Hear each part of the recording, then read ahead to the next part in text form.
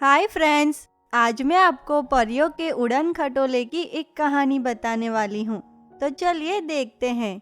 लेकिन उससे पहले अगर आपने हमारे चैनल को सब्सक्राइब नहीं किया तो प्लीज़ सब्सक्राइब कर दीजिए और हाँ, बेल आइकन को ऑन कर दीजिए। सालों पहले की बात है। परीलोक में कीर्ति और शक्ति नाम की दो परियां रहती थी। कीर्ति परी और शक्ति परी को परियों की विशेष शक्तियों के जादुई पंख मिले थे। उन जादुई पंखों में कई विशेष शक्तियां थी। एक दिन कीर्ति परी और शक्ति परी रानी परी के पास किसी बात की इजाजत लेने जाते हैं। तभी शक्ति परी रानी परी से कहती है, रानी परी सुनिए ना, हमें आपसे कुछ कहना है। रानी परी, मैं और कीर्ति हमारे इन पंखों को फैलाकर पृथ्वी की सैर करना चाहते हैं। आसमान में उड़ते हुए पृथ्वी का नज़ारा देखना चाहते हैं। इसीलिए रानी परी, क्या आप हम दोनों को एक दिन के लिए पृथ्वी लोक जाने की इजाज़त दोगे प्लीज़? लेकिन शक्ति, तुम लोगों को पता है ना कि तुम्हारे पंखों में कुछ विशेष शक्तियां हैं जिससे पृथ्वी की कुछ दुष्शक्तियां हासिल करना चाहते हैं। और हाँ शक्ति, मुझे तुम दोनों को पृथ्वी लोक भेजने में कोई आपत्ति नहीं है, लेकिन अगर तुम दोनों अपने पंखों को संभाल के रखोगे तब। वहीं कीर्ति परी और शक्ति परी दोनों रानी परी की इस बात से सहमत होती हैं और उनसे अपने विशेष पंखों को संभालने का वादा भी करती हैं। उसके बाद कुछ ही समय में दोनों परियां अपने अपने विशेष पंखों को फैलाकर पृथ्वी की सैर करने निकल जाती हैं और अपने सुंदर पंखों को फैलाकर पृथ्वी के रमणीय नज़ारों का मजा भी लेती हैं। तभी आसमान में उड़ते समय अचानक कीर्ति परी की नज़र एक सुंदर झरने पे जाती है। अरे नीचे तो देखो शक्ति, वो झरना कितना सुंदर और रमणीय है।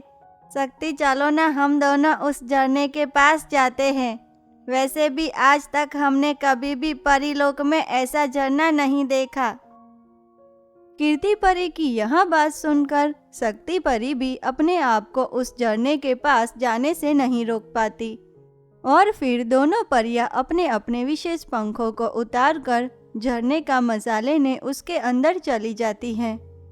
फिर कुछ देर बाद दोनों झरने का मजा लेके बाहर निकलती है और अपने पंखों को पहनने ही वाली होती है कि तभी अचानक आसमान से उड़ती हुई एक जादूगरनी वहां आती है और वहां दोनों परियों के विशेष पंखों को उनसे छीनकर वापस आसमान में उड़ने लगती हैं। बेवकूफ़ परियां, अब मुझे तुम दोनों के ये विशेष पंख मिल चुके हैं। अब देखना कि मैं तुम्हारे इन विशेष पंखों की शक्तियों की मदद से पूरी पृथ्वी को कैसे अपने काबू में करती हूँ। अब तुम दोनों तो अपने पंखों के बिना ना ही उड़ पाओगी और ना ही मुझ तक कभी पहुँच पाओगी। अब तुम दोनों हमेशा के लिए इसी पृथ्वी पे सड़ो।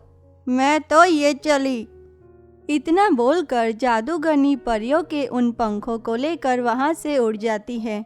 दूसरी तरफ यह सब देखकर दोनों परियां तो बहुत ही घबरा जाती हैं और जोर जोर से रोने भी लगती हैं। रोते हुए दोनों परियां आगे बढ़ने लगती हैं। तभी अचानक से सामने गुज्जू नाम का एक लड़का आता है। गुज्जू दोनों परियों को ऐसे रोता हुआ देख तुरंत ही उनके पास जाता है। अरे बहनों, क्या हुआ आप दोनों को? आप ऐसे रो क्यों रहे हो? किसी ने कुछ कहा क्या आपको? बताओ मुझे। मेरा नाम गुज्जू है। आप मुझे अपना भाई समझकर बताओ, मैं आपकी परेशानी ज़रूर दूर करूँगा। बोलिए। और हाँ, पहले तो ये रोना बंद कर दीजिए। गुज्जू की यह बात सुनकर शक्ति परी उसे सारी बात बताती हैं। अरे अरे बहनों, आप दोनों इतना परेशान मत हो। मैं आप दोनों की मदद करूँगा। मेरे पास एक जादुई उड़न खटोला है। उसमें बैठकर आपको सिर्फ उस जगह का नाम बोलना है। आप दोनों तुरंत ही वहाँ पहुँच जाओगे। और हाँ, वो उड़न खटोला कोई मामूली नहीं है, वो एक जादुई उड़न खटोला है जो आप दोनों को हर मुसीबत से भी बचाएगा। गुज्जू की यह बात सुनकर दोनों परियां तो जैसे बहुत ही खुश हो जाती हैं। उसके बाद गुज्जू उन दोनों को अपने जादुई उड़न खटोले के पास ले जाता है और फिर दोनों परियों को उस जादुई उड़न खटोले में बिठा देता है। वहीं दोनों परियां तो उस जादुई उड़न खटोले में बैठकर बहुत ही खुश होती हैं, क्योंकि उन्होंने पहली बार ऐसा उड़न खटोला देखा था। उसके बाद दोनों परियां उस जादूगरनी का नाम लेते हुए अपने उड़न खटोले में उड़कर जादूगरनी का पीछा करने लगती हैं। वहीं देखते ही देखते आखिरकार उस उड़न खटोले की मदद से दोनों जादूगरनी के पास पहुंच ही जाती हैं। तभी अचानक से जादूगरनी की नज़र उड़न खटोले में बैठी परियों पे जाती है।